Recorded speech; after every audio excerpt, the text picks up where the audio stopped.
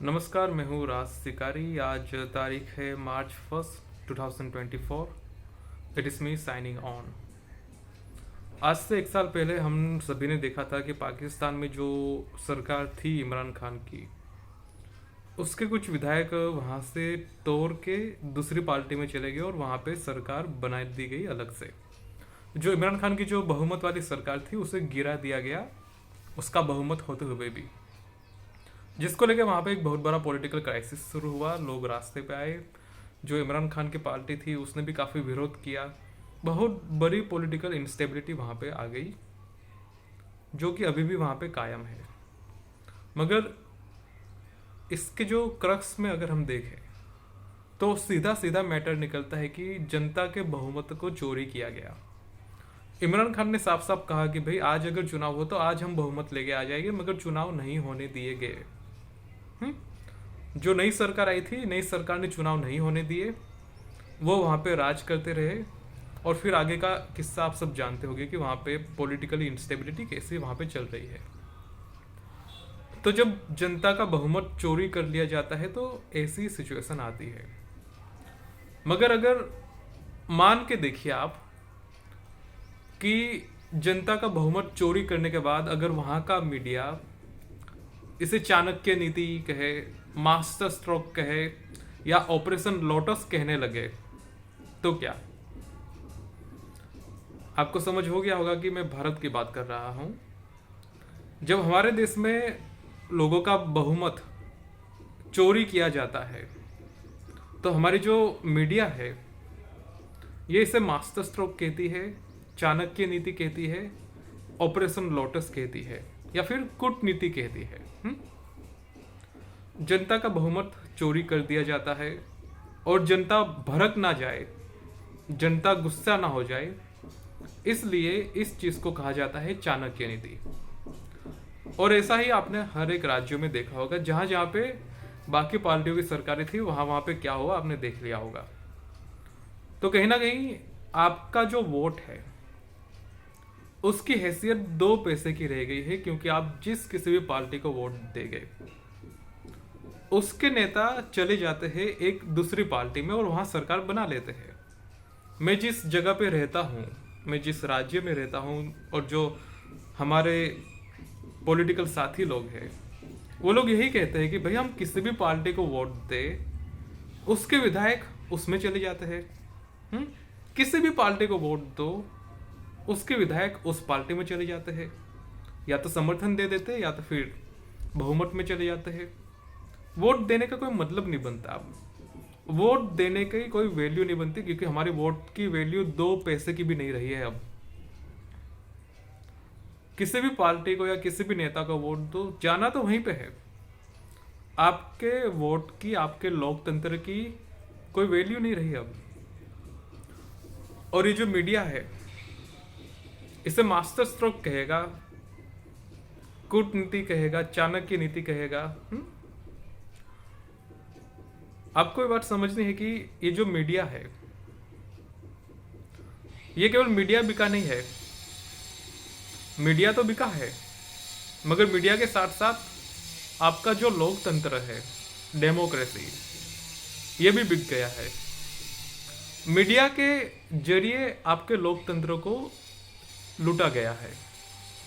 मैं जब देखता हूं एक पत्रकार को, वो कहते हैं कि टीवी ने आपसे आपके पैसे तो चोरी किए हैं, टीवी चैनल्स ने आपके मुद्दे, आपके पैसे, आपके आर्थिक हालत, उसके साथ साथ आपके लोकतंत्र को भी चोरी कर लिया है टीवी ने। क्योंकि टीवी के जो एंकर है, टीवी के जो पत्रकार है, ये बिक चुके लोग हैं। इससे आपकी आर्थिक हालत से कोई मतलब नहीं है, आपकी बेरोजगारी से, महंगाई से, और लोकतंत्र बिक जाए इनसे भी इन्हें कोई मतलब नहीं है। क्योंकि इनके जो सेठ है धन्ना मालिक, इनके मुंह में पैसे ठूस देते हैं ये लोग। आपके जो मंत्री है, जो राज्य सरकारें हैं, जो चाणक्य नीति से बनी हुई सरकारें हैं, वो इस मीडिया को पैसे खिला देते हैं कि भाई हमारा प्रचार करना। वो पैसे कहाँ से आते हैं? वो पैसे आते हैं तुम जिस 1500 रुपए के सिलेंडर को लेते हो उसमें से वो पैसे आते हैं। तुम जो 110 रुपए का पेट्रोल डलवाते हो उसमें से वो पैसे आते हैं। यानी कि एक तरीके से तुम्हारे बच्चों के मुंह में से वो पैसे निकाले जाते हैं और उन मीडिया के दलालों के मुंह में ये पैसे डाले जाते हैं। यानी कि तुम्हारी जेब में से पैसे निकाल के उनकी जेब में डाले जा रहे हैं, इसलिए ताकि तुम्हारे मुद्दे ना दिखाए जाए। इसीलिए ये जो मीडिया के बिके हुए दलाल है, जब कोई सरकार गिराई जाती है या चोरी किया जाता है लोगों का बहुमत, तो उसे चाणक्य नीति कहते हैं, तो उसे मास्टर स्ट्रोक कहते हैं, क्योंकि इन्हें मास्टर स्ट्रोक कहने के लिए ही पैसे खिलाए जाते हैं। अगर ये नहीं कहेंगे तो जनता समझ जाएगी कि भाई ये मास्टर स्ट्रोक नहीं है, ये चाणक्य नीति नहीं है, ये लोकतंत्र का मजाक है, ये लोकतंत्र की बर्बादी है। जनता ये चीज समझ जाएगी, और जब जनता ये चीज समझ जाएगी तो जनता फिर उन लोगों को वोट नहीं करेगी। इसीलिए इन मीडिया के दलालों को ये पैसे खिलाए जाते हैं कि भाई हम जो विधायक खरीदे बेचे, तुम उसे चाणक्य नीति कहो, तुम उसे मास्टर स्ट्रोक कहो, तुम उसे ऑपरेशन लोटस कहो। सरकारी एजेंसियां कुछ लोगों पे दबाव बनाती है, फिर उन लोगों को पार्टी में जोड़ लिया जाता है, और फिर आपकी सरकारें, आपकी बहुमत वाली सरकारें, आपने जिसे बहुमत दिया हो, आपका बहुमत चला जाता है उस पार्टी में जिसे लोगों ने नकार दिया है। अगर इनके अंदर सरकार में रहने के लक्षण होते, ये जो पार्टियां जो कि आपका बहुमत चोरी करती है, अगर इनके अंदर ये दम होता कि भाई ये सरकार में रहे तो 5 साल काम नहीं करते क्या?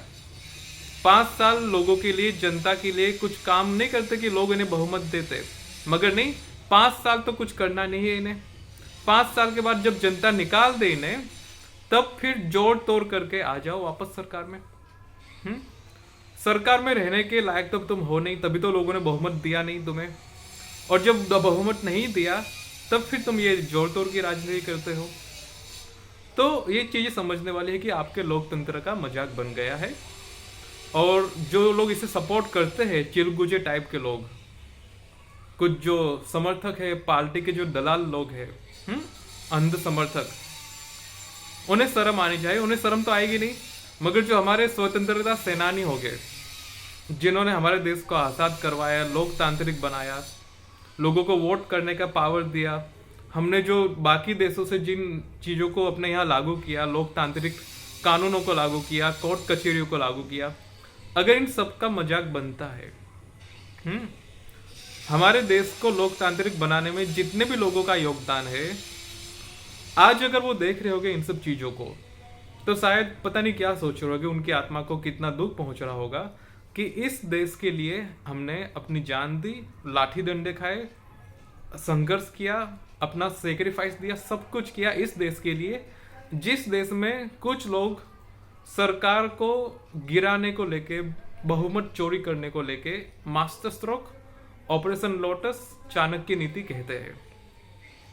इस देश में जिसको आज़ाद करवाने के लिए, जिसको लोकतांत्रिक बनाने के लिए कितने लोगों ने फांसियां दिखाई, डंडे खाए, जेल गए, काला पानी गए, आज उस देश में लोगों के वोट की कीमत 2 पैसे की रह गई है। तो ये है, इसलिए मैं कहता हूं कि इन मीडिया के दलालों को देखना बंद करो। इनका पेट भरा हुआ है। तुम कभी सैलरी निकाल के देखना कि भाई ये मीडिया के एंकर, इनकी सैलरी कितनी है, कितने सालों से अपनी पोस्ट पे बैठे हुए हैं, कितने नए लोगों को ये लोग अपनी नौकरी पे आने देते हैं। तुम्हें सब पता चल जाएगा कि भाई ये लोग कितने खतरनाक नेपोटिज्म वाले हैं, कितना खतरनाक कैपिटलिज्म है इनके अंदर। तुम्हें सब पता चल जाएगा कि ये अपने आप में एक लोकतांत्रिक संस्था नहीं है। ये जो मीडिया हाउसेस चल रहे हैं बड़े बड़े, ये एक लोकतांत्रिक संस्था नहीं है। लोकतांत्रिक संस्था क्या होती है बताओ? कि जिसकी जो कैपेबिलिटी हो, जो जितना लायकात वाला हो, वो आए, पत्रकार बने, एंकर बने और उतनी सैलरी अचीव करे। मगर यहाँ पे मोनोपोली चलती है। एक एंकर 10-10, 15-15, 20-20 साल एक चैनल पे कब्जा जमा के बैठ जाता है, क्योंकि एक फाइनेंशियल हाउस है, इसे डेमोक्रेसी लोकतंत्र वगैरह से कोई मतलब ही नहीं, इन्हें बस नोट छापने से मतलब है। तो भाई जिसका जितना हिस्सा होगा इस कंपनी को चलाने में, ये जो चैनल को खड़ा करने में, वो अपने हिसाब से वहाँ मेंबर्स को सिलेक्ट करेगा, एंकर्स को बिठाएगा, वहाँ पे उतनी एडवर्टाइजमेंट चलाएगा, नैरेटिव सेट करेगा। तो आपको ये समझना पड़ेगा कि ये जो प्राइवेट मीडिया हाउसेस है, ये पैसा छापने की मशीन है वहाँ पे। इन्हें लोकतंत्र से, आपकी समस्याओं से, आपकी जरूरतों से कोई मतलब नहीं है। सरकार से इन्हें सरकारी विज्ञापन मिल जाता है या किसी बाबा जी का विज्ञापन मिल जाता है, ये खुश है। इनका मेन उद्देश्य है पैसे छापना, तो पैसे तो छाप रहे हैं, तो फिर बाकी प्रॉब्लम किस बात की है? तुम्हारी प्रॉब्लम, तुम्हें अगर महंगाई की प्रॉब्लम है, बेरोजगारी की प्रॉब्लम है, तो फिर तुम उठाओ अपनी प्रॉब्लम। मगर इन मीडिया के दलालों से तुम एक्सपेक्ट मत करो, क्योंकि ये तो भाई अपना ईमान बेच चुके हैं। इन्हें केवल पैसों से मतलब है, इन्हें अच्छे बुरे से, लोकतांत्रिक गैर लोकतांत्रिक से कोई मतलब नहीं है।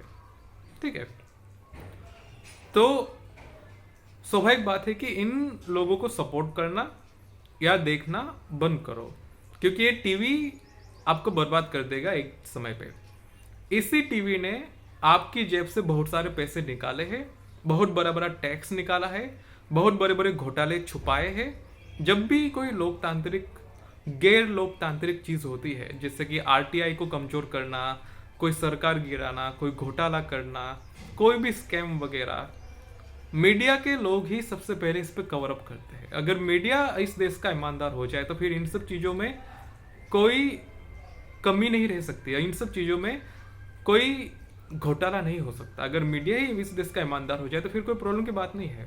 मगर प्रॉब्लम यह है कि इस देश का मीडिया बिक चुका है, मीडिया को पैसे चाहिए। तो इसीलिए आपको ऐसे मीडिया पोर्टल देखने चाहिए जो कि न्यूट्रल हो। एटलीस्ट आपको न्यूट्रल लगने चाहिए, जिसका उद्देश्य पैसे छापना ना हो। ऐसे मीडिया पोर्टल को देखो जो कि न्यूट्रल हो। मैं यहाँ लेफ्ट राइट की बात नहीं कर रहा है, एक्सट्रीम लेफ्ट जाना भी बेकार है, एक्सट्रीम राइट जाना भी बेकार है।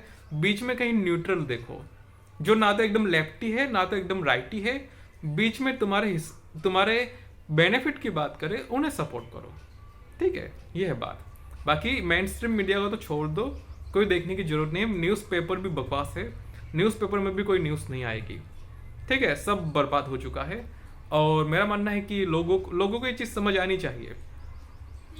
बाकी जो पार्टी के दलाल लोग हैं, पार्टी के समर्थक हैं, उनके लिए तो भाई लोकतंत्र इन सब चीज़ों का कोई मतलब नहीं, उनके लिए बस उनका नेता ही सब कुछ है। ठीक है, हमारे देश में जहाँ पे नेताओं के मंदिर बनाए जाते हो, वहाँ पे क्या ही बात करें फिर, यह बात। तो मीडिया को देखना बंद करो। मीडिया तो बिक चुका है, मगर ये मीडिया लोकतंत्र बेच रहा है, बस इतनी सी बात है। समझ जाओ तो ठीक है, वरना कोई बात नहीं। सो इट इज मी राज शिकारी साइनिंग ऑफ।